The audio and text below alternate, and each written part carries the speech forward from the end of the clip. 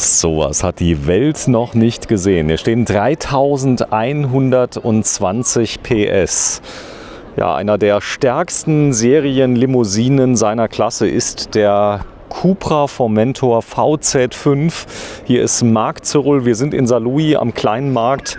Den kennst du natürlich sehr gut, den kleinen Markt. Grüß dich, Sven. Ja, natürlich. Klar. Hier steht er. So kommen die quasi, wenn sie eingepackt sind. Diese 8 Stück, die wir heute haben am 9. Juni 2022, die sind alle noch nicht verkauft. Die sind alle noch nicht verkauft und warten auf ihren neuen Besitzer. Ja, es gibt nur ganz, ganz wenige. Insgesamt haben wir jetzt mal 8 Stück hier bekommen. Wie hast du das denn gemacht? Tja, wir hatten ein bestimmtes Kontingent. Das haben wir jetzt zum größten Teil aufgebraucht, haben 8 dieser Kontingentfahrzeuge bekommen. Wir haben auch schon 1, 2, 3, 4 ausgeliefert, also ein paar Stück sind schon raus. Und jetzt sind die nächsten 8 da und warten auf ihre neuen Besitzer. Ja, was ziemlich cool ist, es sieht aus wie ein Erlkönig, aber so werden die verpackt. Das Auslieferungslager ist ja hier in der Nähe von Saarlouis. Standen die hier? Die standen wahrscheinlich nicht hier, kamen direkt aus dem Werk, weil wir schon lange auf diese Fahrzeuge warten.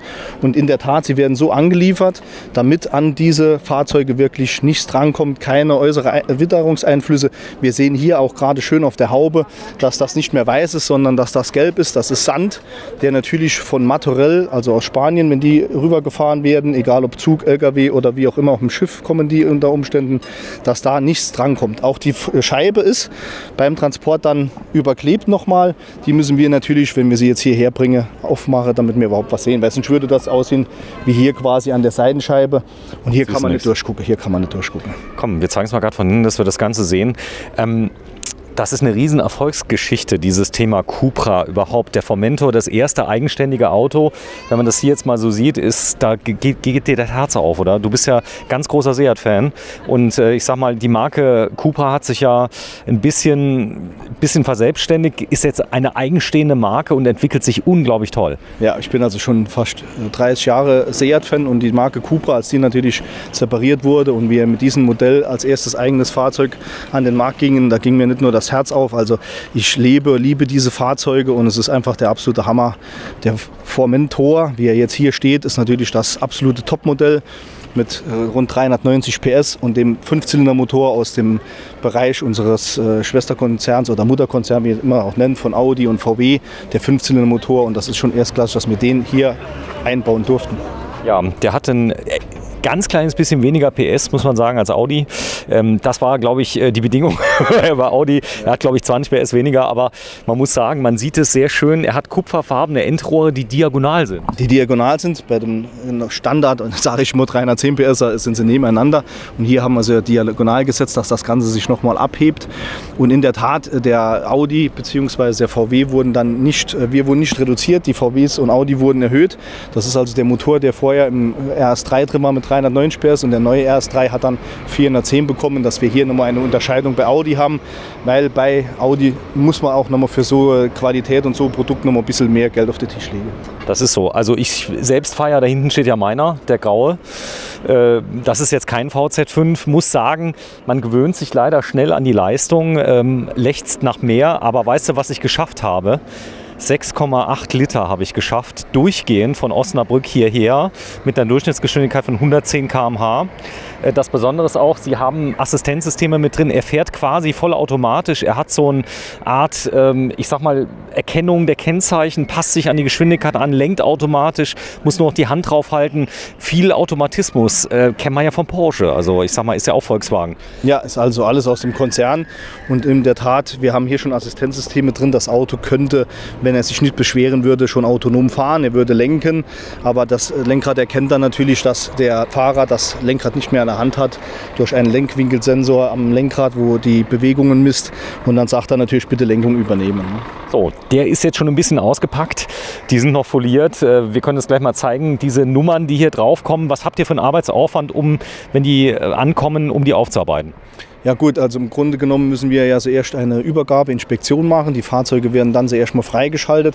Im Transportmodus laufen die nur in einem sogenannten Notprogramm, dass also auch ein Transporteur, also sprich der Fahrer, der Lkw-Fahrer, nicht in die Versuchung kommt, mit dem Auto gerade mal irgendwo ein bisschen heizen zu gehen. Die Autos sind dann gesperrt, laufen wirklich nur im Notprogramm bis, glaube ich, 10 km/h in etwa.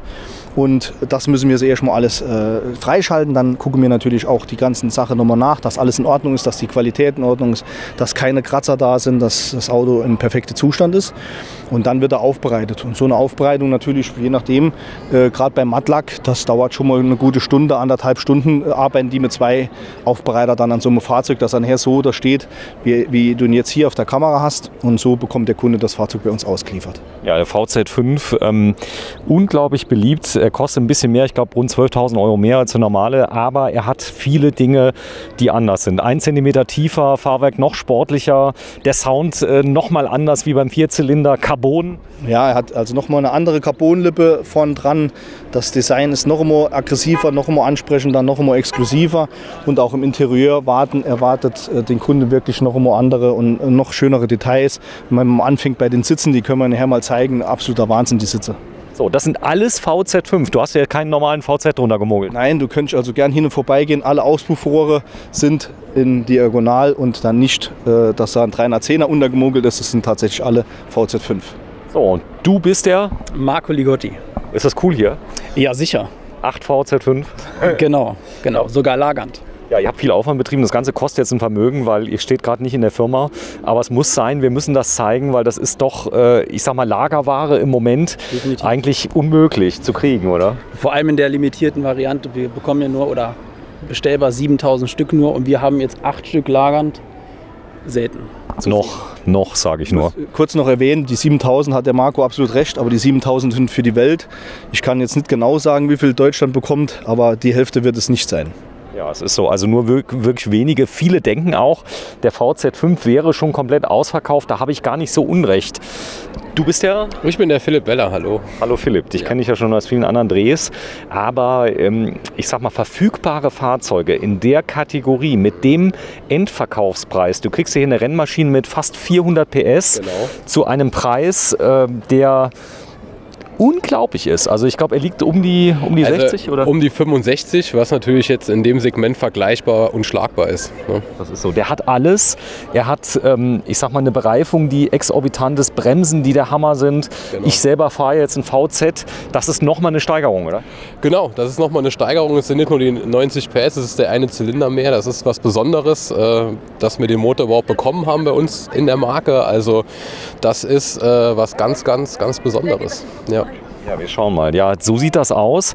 Sollen wir mal vielleicht das mal abmachen, mal ganz kurz, dass wir da mal drunter gucken, dass wir ihn mal so ein bisschen... Sollen wir da noch einen Verkäufer dazu holen? Oder? Ja, können wir gerne machen. Also der uns vielleicht mal ein bisschen hilft, wenn du mal gerade mit dazu kommst und ihn mal ganz kurz mal, ja, wie soll ich sagen, ein bisschen freilegst. Ja, aber das ist... Ja, hast du schon mal gemacht? Ja, gar nicht so einfach. Das sind also wirklich gut umwandelt hier. Okay, das sind so Gummis, oder? Ja. Ja, die sind unten eingehängt, wie man sieht. Also so einfach aufmachen ist doch, glaube ich, gar nicht. So, selbst die Kinder sind hier gekommen. Hallo. Wir sind vom Saarland-Fernsehen. Ist das cool hier, die Autos? Ja, super. Also Sie kaufen direkt jetzt schon mal, ne? Bis hierhin kommen wir jetzt schon mal und hier sehen wir, hier ist wieder ein Matter drunter. Ne? Ja, ist ein Matter drunter. Matt heißt, der ist jetzt nicht foliert, oder? Der ist nicht foliert, nein, das ist lackiert und das innen und außen, also komplett in der matten Lackierung lackiert. Was ist das für eine Farbe? Wie heißt sie? Magnetic Grau Matt. Was? Nennt sich die Magnetic Grau Matt. Ne? So nennt sich die Farbe. Ja, aber man sieht ja hier schon die Besonderheiten, gerade jetzt bei dem Auto, auch hier vorne der Carbon-Spoiler. Der ist echt? Echtes Carbon? Der ist echt, ja. Und den gibt es auch in der Form nur beim VZ5. Ja, wir gucken mal hinten drauf. Ja. Wir haben schon Anfragen gehabt, als der VZ5 vorgestellt wurde, wo im Lager gefragt wurde, wo die Kunden angerufen haben, wir wollen diesen Spoiler, wollen den dann an uns dran bauen. Das geht in der Tat nicht. Also wenn wir einen solchen Spoiler bestellen wollen, müssen wir nachweislich dem Werk sagen, was ist mit dem Auto, wo er dran war. Ist der wirklich kaputt? Das heißt, die brauchen Gutachten. Das heißt, die wollen wirklich Bilder sehen, dass dieses Auto dementsprechend beschädigt ist. Und nur dann bekommen wir auch wirklich diesen Carbon-Spoiler. So, wir gucken mal hinten drauf, ob da auch VZ drin ist. Philipp, komm mal mit. Du musst uns ein bisschen helfen. Hier vorne ist die Tankklappe, nehme ich an. Die ist ja süß. Das ist wie so ein, wie früher bei den Unterhosen.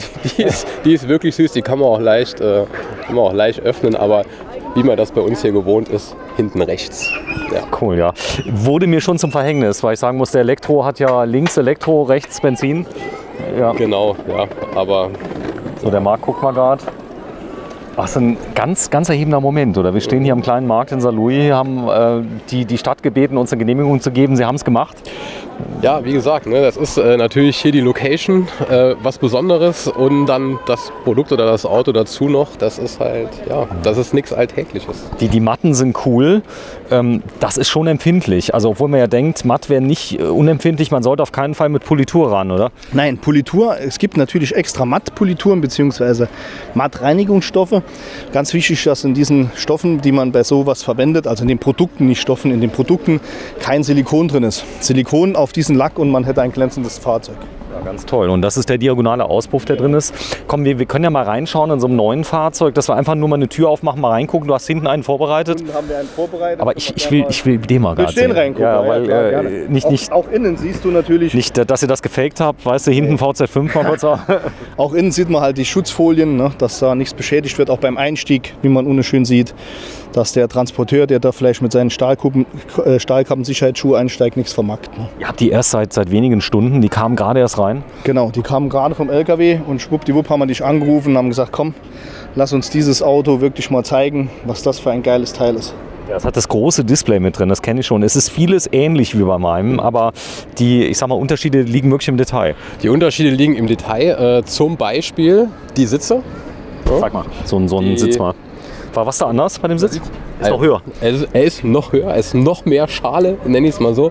Nee, ich sehe halt, man kann den, ist ein super Sportschalensitz, ne? Ich sehe, wie hoch der hier geht oder auch hier, wie viel er dann den Körper umschmiegt. Das ist halt dann noch mal ein Stück mehr, als das beim 310 PS der Fall ist. Ne? Ist der Sound wirklich so viel anders, so viel besser?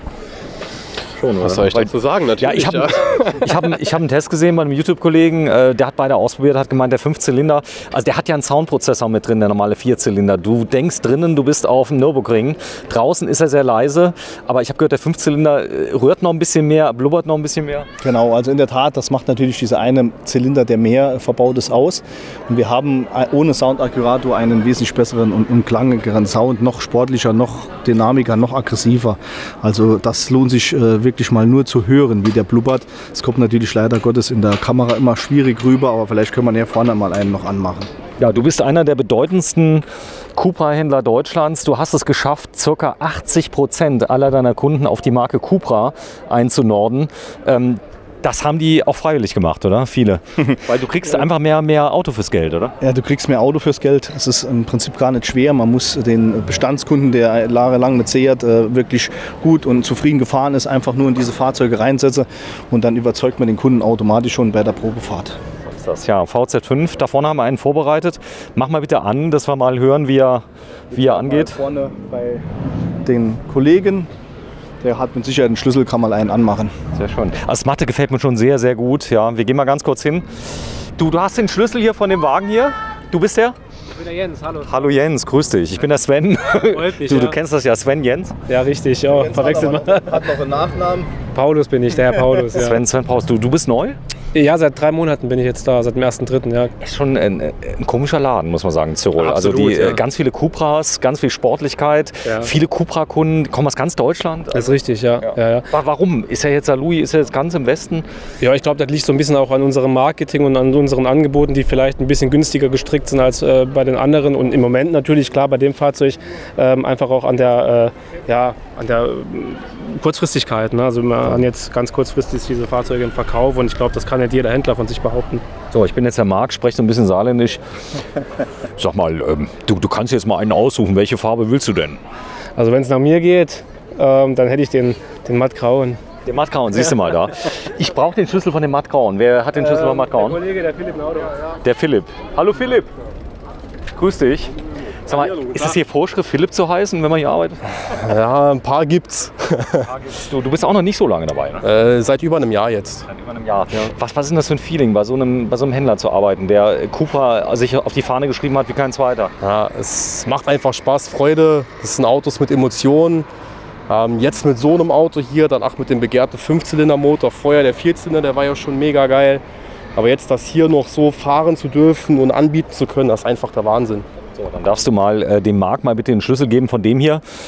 Ich weiß, er tut es nur sehr ungern, weil der ist nämlich tatsächlich schon zugelassen. Wir haben einen zugelassenen, denn fahren muss man ihn auch noch. So ist es. Und wir können ja mal erstmal die Motorhaube öffnen, Marc. Sei mal so nett, dass wir da mal reinschauen und wirklich mal feststellen, ich nehme mal an, man kann die Zylinder durchzählen. Zumindest kann man die Abdeckung abnehmen oder sie ist schon abgenommen. Das können wir gleich mal drauf schauen. Da ist sie noch drauf. Aber wir können oben gerne die Zylinder zählen. Wir haben oben so Einlass angedeutete halt, 1, 2, 3, 4, 5 Zylinder. 5 Stück. Und wie wir mit Sicherheit in den anderen Videos sehen, hier ist auch ganz anders. Hier ist das keine Plastikabdeckung mehr rein, sondern das hier ist das Turborohr mit dem Ansaugrohr dran und das ist hier sogar schön poliert. Anzahl der Turbolader, was hat der? 5? Ja, der hat mit Sicherheit einen großen Turbolader. Und ob er noch einen Zusatzlader hat, da weiß ich gar nicht genau jetzt. Philipp, einen, ne? Einen Turbo. So. Ist das State of the Art? Ich sag mal, 390 PS aus einem 2-Liter-Motor. Wäre vor 20 Jahren, hätten die gesagt, der läuft jetzt mal 1000 Kilometer und dann brauchst du einen neuen. 2,5 Liter. 2,5 Liter? Ja. Ach stimmt, der hat ja 5 Ja, Zylinder. der hat 5 Zylinder. Und damit haben wir auch, Ich wollte ich nur mal testen. ja, haben wir auch wirklich etwas mehr Hubraum. 2,5 Liter Hubraum. Ne? Ja. Oh, ist das herrlich. Ja, das in der heutigen Zeit, ja, wo die Leute doch Elektromobilität und so. Aber man muss sagen, das ist ein Spaßauto, das du sehr sparsam fahren kannst. Das ist komischerweise, ich bestätige dir, also weil ihr euch immer so beömmelt habt, wenn ich die Videos über den Formentor gedreht habe und ich habe gesagt, ich fahre den mit 7 Liter, da hast du mich ausgelacht. Da hast du gesagt, nein, so richtig Spaß macht der mit 9 oder 10, der macht doch Spaß mit 7. Der macht auch Spaß mit 7 und er lässt sich tatsächlich mit 7 Liter fahren. Auch hier, obwohl es ein 5-Zylinder ist und der VZ5 ist, haben wir ein vollwertiges Familienauto. Auch hier haben wir unsere bekannte DNA-Verstellung. Sprich, wir können das Fahrwerk, den Motorsound, wir können die Aggressivität des Motors, alles über Fahrmodis nochmal einstellen. Können, wie ich immer so schön sage, auch ohne Probleme das Kind in die Schule oder Kindergarten fahren, ohne dass direkt heißt, hier kommt ein Sportwagen. Und ich kann aus einem familien- und alltagstauglichen Auto mit Knopfdruck einen richtigen Sportwagen machen. Ich glaube, optisch brauchen wir nichts zu ändern. Guckt an, wie geil er aussieht. Ja, es kommt jetzt gerade just veröffentlicht, kommt noch ein neuer SUV raus. Da weißt du wahrscheinlich mehr als ich. Die Familie wird immer kompletter, oder? Ja, wie du heute, glaube ich, hier merkst, fehlt mein Verkaufsleiter, der Michael Scheer. Ja. Und der ist für mich in Barcelona und wird die Neuigkeiten dann vielleicht mitbringen. Und dann können wir vielleicht im nächsten Video mehr über die Neuigkeiten sagen. Autobild hat es berichtet, kann ich nur sagen. Das ist ein Riesenthema, ist das Auto hier. Die Straßenlage unglaublich, also zumindest mit meinem VZ. Du kannst damit Sachen machen, der liegt sehr tief. Und wenn du auf den Knopf drückst, ist wirklich der Hammer, dann verstellt sich die DNA und das Fahrwerk wird auf einmal hart. Das heißt, der wird vorher ganz weich wie eine Limousine und dann wird er härter. Du kannst den so tief die Sitzposition wählen, du kannst ihn hochwählen, du kannst über allem sitzen. Das ist wirklich klasse. Wir können ja mal eins machen, mach ihn mal bitte an. Ja. Wenn du mal gerade so lieb bist, Philipp, und mal gerade vorne zumachst, die Haube. Wir starten mal, ich gehe mal. Der Sound hört sich natürlich jetzt noch nicht so richtig an. Das Auto ist kalt. Wir können sowieso Abregeldrehzahl macht er nicht, weil er jetzt im Stand ist. Dann regelt er schon bei 2000 Umdrehungen ab. Und der Motor oder der Auspuff hört sich natürlich auch noch besser an, wenn er warm ist. Ja, ist der Motor kalt? Gib ihm 8,5. Das schauen wir mal.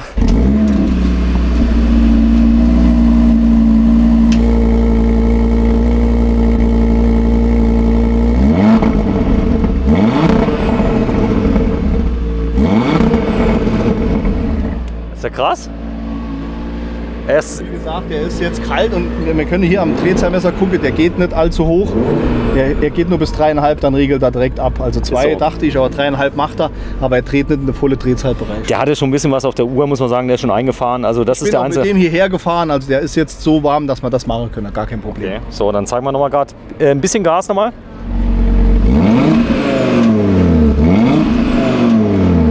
Sehr cool. So, ich komme mal zu dir.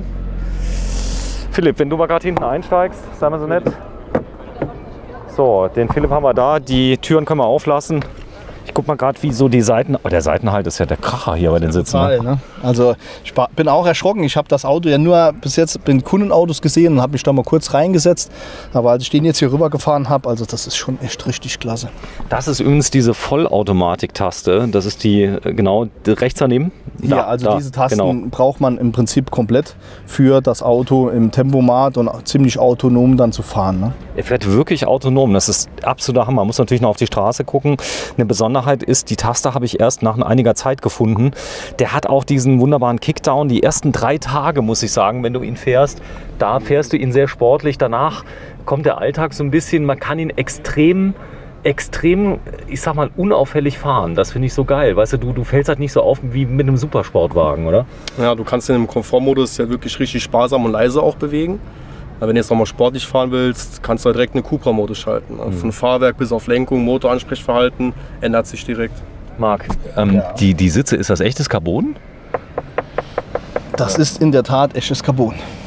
Da sind Carbon-Schalensitze drin. Ja, in der Tat. So, und trotzdem kannst du hier, ich sag mal, hinten noch die Oma mitnehmen, die Schwiegermutter und... Und die kriegt dann einen Kratzschutz, dass sie die Carbon-Sitze nicht verkratzt. Dass die Carbon-Sitze nicht verkratzt. Nee, aber wie ich eben sagte, die Sitze sind schweinegeil und damit habe ich eigentlich auch dieses Carbon schon angesprochen, dass ich sage, Mensch, ey, das ist was ganz Besonderes. Ja, die Optik innen, ich glaube, das hier ist auch ein bisschen anders, oder das Brushed hier? Nicht viel anders wie bei deinem. Du hast ja auch schon den 310 PSler, also nicht die Standardvariante und von der Warte her ist der auch schon so geil.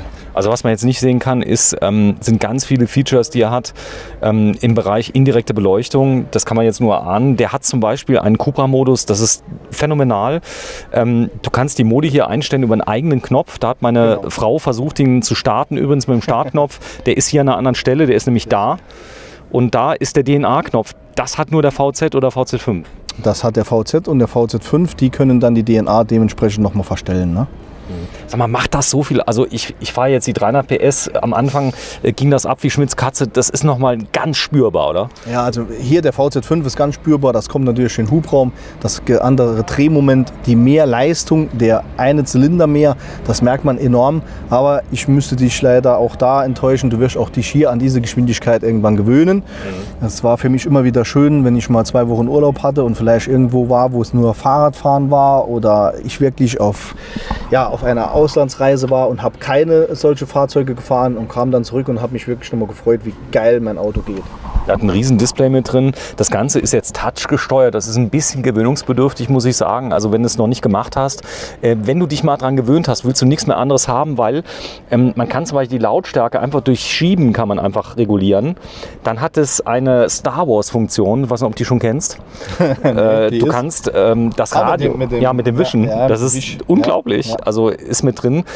Man merkt so richtig, dass hier ist so die Quintessenz aus allen Volkswagen-Marken. Alles, was irgendwie gut ist, haben sie in VZ5 reingesteckt, habe ich das Gefühl, oder? Alles, was gut ist, packen wir generell bei Cupra schon mit rein, weil die Marke natürlich schon eine Exklusivmarke ist. Und hier natürlich beim VZ5, wie ich eben schon gesagt habe, das ist unser Top-Sportler, das beste Auto, die beste Ausstattung, der beste Motor, der stärkste Motor, die stärkste Ausstattung. Das hier ist das Nonplusultra. Ja, Soundsystem richtig toll, also ein Beat-Soundsystem, dass du auch wirklich mit einer ordentlichen Lautstärke hören kannst. Viele Volkswagen-Modelle, ich bin letztes Mal einen T6 gefahren, sind Lautstärken reguliert. Man hat sich hier zu einer etwas höheren Lautstärke entschieden. Sehr freundlich, kann ich nur sagen. Also ich habe wirklich versucht, in einem T6.1 den lauter zu hören. Dann hat er gesagt, nee, ist die maximale Lautstärke erreicht. Das kann man hier einstellen, muss man sagen. Ja. Man kann es noch einstellen, aber wir sind auch hier leider Gottes an einem Punkt begrenzt. Wir waren vor 2 Jahren mit dem gleichen System noch ein Stück lauter. Die EU hat das leider begrenzt. Ja, dass kein Gehörsturz sowas kommt. Selbstverständlich hat man hier eine WLAN-Verbindung. Das ist total klasse. Du kannst Updates fahren. Das ist also, ich sag mal, ich kann das Fahrzeug zu Hause ins WLAN einloggen. Richtig, exakt. Und da kann man es auch selbstständig halt updaten, das ganze Multimedia-System.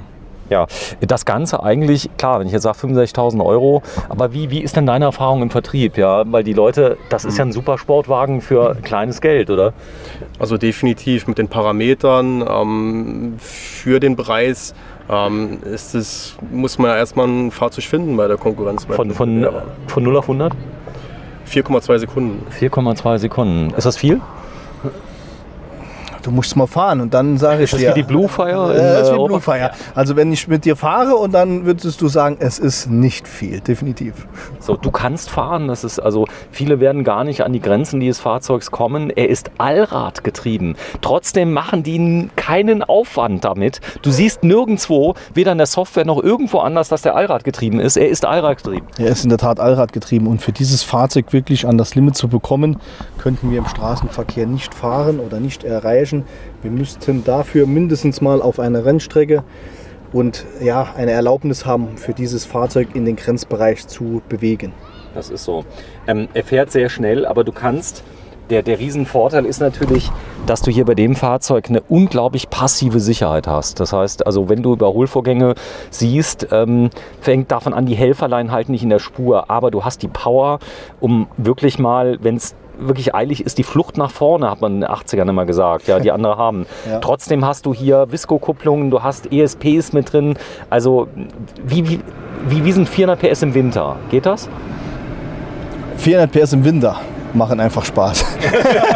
Nee, also ganz klar, der Allradantrieb ist natürlich hier ein absolutes Vorteil, dass wir sagen, wir können mit dem Allradantrieb auch im Winter dann vorwärts kommen, wenn es auch ein bisschen glatt ist, wenn es ein bisschen nass ist. Man darf da eins nie vergessen, was vorwärts geht, muss auch irgendwie noch mal stehen bleiben. Ja. Wir haben zwar hier eine Brembo-Rennbremssportanlage drauf, aber es bringt uns nichts, für damit auch im Nassen oder im Schnee stehen zu bleiben, wenn die Reifen nicht greifen sie nicht. Also da ist schon ein bisschen Vorsicht geboten. Aber dahin nochmal zurückzukommen, auch im Winter macht das Auto Spaß. Assistenzsysteme sind drin. Wenn man abgelenkt ist. Man ist heute durch viele Technik abgelenkt. Er hat so Frontassists, wo dann warnen, dass da vorne dran jetzt einer rausgezogen ist. Er bremst dann auch teilweise automatisch ab. Er hat einen Personenschutz, dass wir keine Fußgänger, Fahrradfahrer oder so überfahren. Er hat einen Ausparkassistent, wenn man in der Parklücke auspackt, sieht hinten rechts und links nicht, ob ein Auto kommt, fährt raus. Er warnt dann, er sagt, da kommt ein Auto, bitte bleib stehen. Fahre ich trotzdem, geht er auch sogar noch mal einmal kurz auf die Bremse und sagt, ey, da ist doch was, guck doch mal genau bitte. Also hier wird schon so viel an Technik dem Auto abverlangt, dass man keine Unfälle mehr baut, dass die Unfallgefahr immer geringer wird. Was ich krass finde, ist so ein bisschen, ich nenne es mal eingebauten Respekt, interessanterweise. Dich greift niemand an. Es ist so, gerade wenn du jetzt zum Beispiel 120 links fährst, ist es Geschwindigkeits- und du fährst 120, weil die Kiste ja automatisch fährt, ja, sieht ja automatische Geschwindigkeit. Die Leute fahren ran, aber es nervt dich keiner von hinten. Also die Leute sehen, es ist ein VZ oder VZ5 oder VZ5, die Einheimischen kennen das ja dann, ja, und die wissen, da komme ich eh nicht dran vorbei. Also wie gesagt, rechts rüberfahren. Es hat selten ein Auto mehr Spaß gemacht, rechts zu fahren, als links. Du weißt warum. Ja, ich weiß, was du meinst. Und ja, in der Tat, aber ich glaube, selbst wenn ich das VZ5 oder das VZ wegmache, es ist die Optik, die das Auto einfach darlegt. Wir schauen uns das nochmal an. Ja. Und dann noch die Auspuffrohre und dann weiß man schon, das hier ist wirklich nicht einer, der nur irgendwelche dicken Auspuffanlagen drauf hat, sondern der hat Power. Ne? Der hat wirklich Power. Ja, ich bin mal sehr gespannt, wie das Ganze einschlagen wird. Insgesamt haben wir 8 Fahrzeuge sofort lieferbar, zumindest mal am 9. Juni 2022. Das Video werden wir heute noch veröffentlichen. So viel kann ich dir sagen. Also 8 Stück sind da. Jetzt ist ja so, das ganze Thema ist natürlich Leasing-Finanzierung. Ihr nehmt ja auch in Zahlungen. Klar. Ganz wichtiges Thema. Wenn ich jetzt ein VZ habe und will ein VZ5, das geht? Das geht auch, in der Tat. Wir haben natürlich bestimmte Einschränkungen, wie lange Finanzierung oder Leasing laufen muss. Also die Leasing oder die Finanzierung. Die Bank muss erst mal den Antrag richtig bearbeitet haben. Aber ruhig mal anfragen. Anfragen auf jeden Fall. Und wenn da noch ein Monat oder 2 Sperre sind, dann reserviere mir so ein Auto auch, wenn der Kunde den Kaufvertrag unterschrieben hat, dann ist das gar nicht. Habe ich jetzt gemerkt. Also wenn man jetzt Leasing hat, zum Beispiel, ich glaube, die ersten 6 Monate geht sowieso nichts. 6 Monate geht nicht. Ne? Genau, ja, das muss erst richtig laufen und das muss bearbeitet sein. Da muss ein paar Zinsen geflossen sein, sonst geht es nicht. Und dann können wir in der Tat alles nochmal umändern. Ne? So, wir gehen mal kurz hier vorne hin. Das Thema Werterhalt ist unglaublich bei Formentor. Du kriegst im Moment, also die neuen echten Cupras gebraucht eigentlich gar keine, oder? Nee, gebraucht gibt es diese Fahrzeuge so gut wie nicht. Wir haben natürlich den einen oder anderen Vorführwagen mal, der dann die sogenannte Haltedauer erreicht hat und dann auch zum Verkauf steht. Aber es ist wirklich überschaubar. So, Philipp Weller. Ich danke dir recht herzlich, ihr müsst wieder zurück. Das ist das Angebot, insgesamt 8 Stück. Ja. Preis so um die 65. Ruft am besten mal an. Ich meine, man kann über alles reden, das ist ganz simpel. Wichtig auch Gebrauchtwagenbewertung, sehr fair bei euch. Also man kriegt oft wirklich faire Preise, weil viele suchen ja Gebrauchte. Du suchst alle Gebrauchte, die es gibt, oder? Ja, natürlich. Also man kann hier drauf eigentlich alles in Zahlung geben. In der Tat haben wir die letzte Woche auf ein Fahrzeug sogar ein Premium des Konzerns nochmal zurückgeholt, einen Porsche. Und wir holen da alles zurück, was irgendwo preislich machbar ist, sicher klar. Schade für den, naja, aber er hat es denn nicht bereut. So, ich zeige das mal gerade, kommt mal alle her, dass wir das mal sehen. Ihr seid alle da. Ja, wenn man das haben möchte, Leute kommen aus ganz Deutschland her, aber nicht nur, weil die jetzt im Mobile stehen, sondern die wollen explizit bei dir kaufen. Jetzt bist du aber meistens im Urlaub, muss man sagen, aufgrund der ganzen Geldmengen, die du verdienst. Genau, ja. Ist doch so, oder? Ja, fast so. Also im Urlaub bin ich nicht. Ich arbeite schon noch, aber leider Gottes, ich kann natürlich dem einen oder anderen Kunden auch mal Hallo sagen. Aber die Menge an Autos, die wir verkaufen, muss mein Verkaufsteam, das ich euch hier zeige, verkaufen. Und die sind euer Ansprechpartner, die übergeben die Fahrzeuge, allem drum und dran. Und in der Tat, die machen den Verkaufsjob mindestens genauso gut, wenn nicht sogar heute besser wie ich. Was hast du gelernt damals? Ja, alles. Von der Pike an, Kfz-Mechaniker, über Kaufmann, über Geschäftsführerausbildung, über Vertrieb, über eine Verkäuferzertifizierung. Alles das habe ich gemacht. Aber wichtig ist, du kannst auch schrauben, oder? Ich könnte noch schrauben, aber an denen hier wird es schon kritisch. Aber ich muss sagen, wenn du nicht mehr den ganzen Tag im Verkauf tätig bist, die Jungs wissen wesentlich mehr in der Details nochmal wie ich. Ja, so ist das. So, deinen Vor- und Zunamen nochmal? Marco Ligotti. Ja, in Saarlouis. Wir sind auch gerade in Saarlouis am kleinen Markt. Du bist der? Philipp Naudorf. Du? Jens Paulus. Ja, und last but not least? Philipp Beller. Ja, und es fehlt jemand ganz wichtiger, außer du natürlich, sondern es fehlt der... Es fehlt einmal noch ein Juniorverkäufer, der Moritz Phillips. Der muss natürlich die Stellung halten, sonst könnten wir gar keine Kunden bedienen, wenn wir hier stehen und mit dir schöne Videos drehen. Und natürlich der Abgesandte nach Barcelona, der Michael Scheer. Ja, und es gibt eine Person, die das Ganze organisiert hat. Ich guck mal gerade, du willst unbedingt das Video. Vielleicht mal ganz kurz. Wir hatten sie schon gesehen. Das war gar nicht so easy, hier die Drehgenehmigung zu kriegen mit der Stadt Saarlouis. Die haben aber super mitgespielt, oder? Ja, also ja doch, es war schon einfach. Und du bist sie? Janika. So, du bist quasi Mädchen für alles, muss man sagen. Du hältst den ganzen Laden zusammen, machst viel Dispo auch, oder? Ja, richtig, ja. Dispo ist ganz wichtig. Jetzt mal 8 Stück auf einmal, VZ5, das ist doch cool, oder? Ja, das ist cool, auf jeden Fall. Und auch mal was ganz Besonderes. Also, wie oft hat man VZ5 auf dem Hof und dann auf einmal 8? Ich habe euch gefragt, VZ5, und da war es gar nicht sicher, wann die kamen. Heutzutage ist der Lieferung, wann die kommen, wie die kommen, sehr unsicher, oder? Das ist im Moment wirklich ein Problem. Hat sowohl erstmal mit Corona die letzten 3 Jahre zu tun und natürlich jetzt noch mit dem leider führenden Krieg in der Ukraine. Und aktuell ist es ganz schwer festzulegen, wann kommt welches Fahrzeug, wann sind welche Ausstattung verfügbar, welche da. Vom Kabelbaum bis zum Das war absolut irre. Also kann man gar nicht auf ein Video drauf eingehen. So, 8 Stück sind da, das sind noch keine Langsteher, im Gegenteil, die sind gerade erst reingekommen. Ja, und dein Name nochmal, du bist die? Janika. Ja, Janika, vielen Dank für die Orga, muss man sagen. Es sah am Anfang ja gar nicht so aus, ob das klappen würde mit dem Wetter. Es hat alles funktioniert, oder? Ja. So, tschüss euch allen. Marc Zyrol, ich zeige es gerade nochmal auf deinem Revier. Da sieht man es, Autohaus Zyrol, so wird es geschrieben, in Saarlouis. Saarland-Fasanallee. Saarland-Fasanallee in Saarlouis und das Ganze, ihr habt noch einen Servicebetrieb in Saarwellingen. Genau, in Saarwellingen. Und dort ist auch ein Verkäufer für so ein Fahrzeug zu verkaufen. So Jungs, ich gehe jetzt ein Eis essen, ihr fahrt die Autos wieder weg und tschüss Marc, danke. Ciao.